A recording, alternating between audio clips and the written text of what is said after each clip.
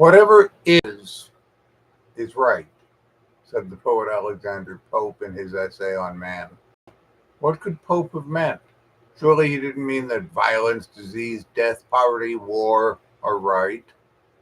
He couldn't have meant that those things are acceptable and should be part of our lives.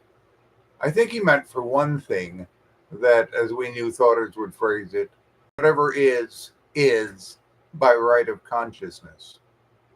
Thomas Troward says that we are divine distributors. We distribute the creative energy of spirit, directing it to specific ends. As Tom Sanner puts it, we can specialize and particularize the original projection of spirit. Or, in the words of Raymond Charles Barker, where your thinking goes, your affairs follow. Sanner says that all originating spirit has created a spiritual system based on emanation. As products of spiritual emanation, humans have the opportunity to personally participate in the continuing creative process because we have the same creative abilities as the original creator. As Troward says, the life and substance of all things must first subsist as images in the divine mind before they can come into manifestation in the world of time and space, much as in Plato's conception of archetypal ideas. Troward explains, through the creative process, each of us has the power to specialize that creativity to achieve the fulfilled life. That's why, as he says, we are aiming at consciously controlling our mental powers instead of letting them hurry us hither and thither in a purposeless manner. We direct the use of consciousness to bring forth conditions and events that fulfill our lives. Or in quantum terms, we collapse the consciousness wave to produce specific conditions. So whatever is by right of consciousness. As Stannard put it, whatever spirit says it is, it is. Stannard states, spirit projects its creation out of the essence of itself. Humans perceive the projection and participate in further projection, at first unconsciously.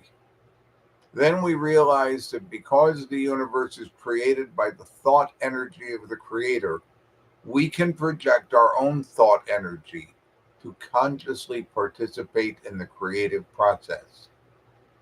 So how does this relate to Pope's statement? Let's look at the full verse. Cease then nor order imperfection name, our proper bliss depends on what we blame. Know thy own point, this kind, this due degree of blindness, weakness, heaven bestows on thee. Submit in this or any other sphere, secure to be as blessed as thou canst bear, safe in the hand of one disposing power, or in the natal or in the mortal hour.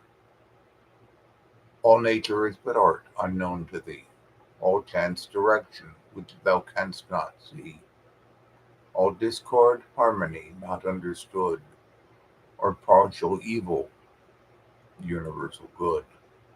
And in spite of pride and erring reason's spite, one truth is clear, whatever is right. Pope says that behind discord is harmony, behind evil is good. Ernest Holmes referred to this as the truth back of the condition. Our work, then, is to get in touch with that truth so that right action may occur and we may fulfill our lives. That starts by knowing the divine order is operating right now to bring that good into form right now. This is the right place and the right time. To quote A Course in Miracles, there is a place in you which time has left, and echoes of eternity are heard. There is a resting place so still, no sound except a hymn to heaven rises up to gladden God the Father and the Son. Where both abide are they remembered both. and where they are is heaven and is peace. Think not that you can change their dwelling place, for your identity abides in them, and where they are, forever must you be.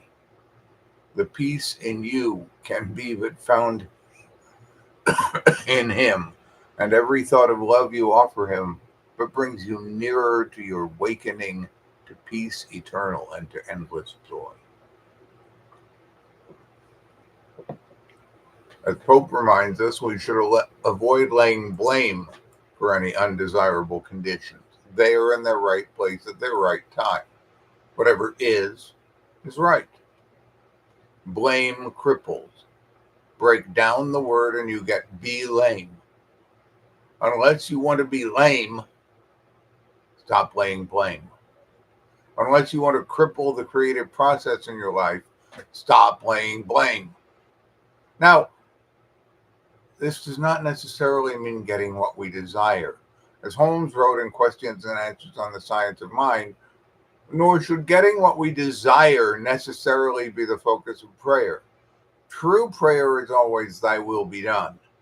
But this does not mean that we should expect a response to prayer to be morbid. For our being unhappy, sick, poor, or afraid is not in accord with divine will. Whatever the divine will is, it must be peace, joy, goodness, abundance, happiness, spontaneity, wholeness, opulence, and success. I think that's the rightness Pope was talking about. Divine order is at work, and we distribute and specialize it to achieve that deepest, highest, greatest, fulfilling life. And so everything is always in its right place in its right time. Whatever is right.